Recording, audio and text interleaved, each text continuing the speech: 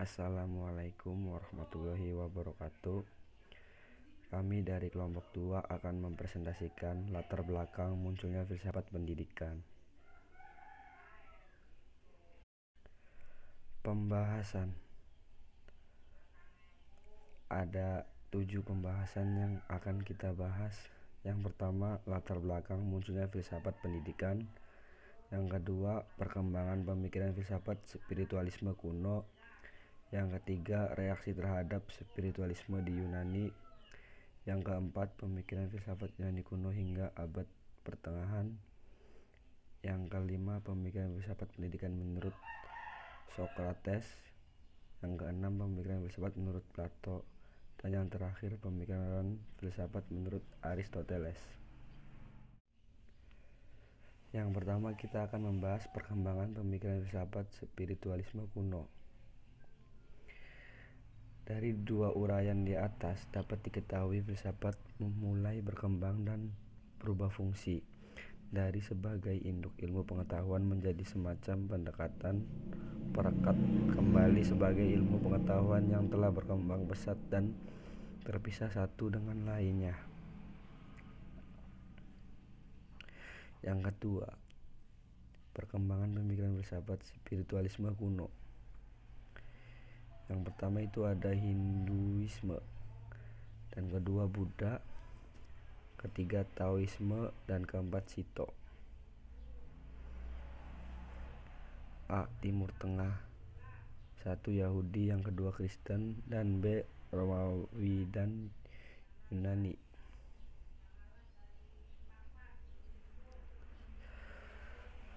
Terus kita akan membahas tahap ketiga, reaksi terhadap spiritualisme di Yunani, yaitu ada idealisme, materialisme, rasionalisme. Dan keempat, pemikiran filsafat Yunani kuno hingga abad pertengahan.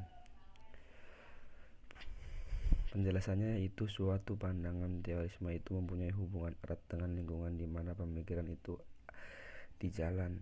Begitu juga lahirnya filsafat Yunani pada abad ke-16. Bagi orang Yunani, filsafat merupakan ilmu yang meliputi semua pengetahuan ilmiah. Di Yunanilah pemikiran ilmiah mulai tumbuh, terutama di bidang filsafat pendidikan.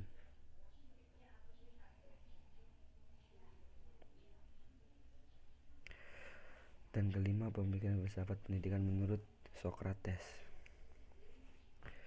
Prinsip dasar pendidikan menurut Socrates adalah metode dialektis.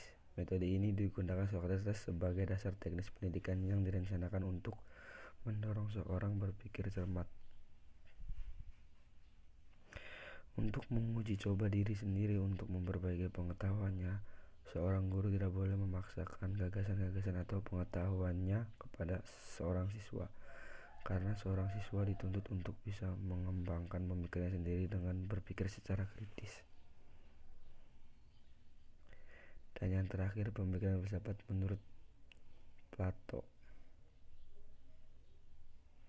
Menurut Plato, pendidikan itu sangat perlu bagi dirinya selalu individu maupun sebagai warga negara.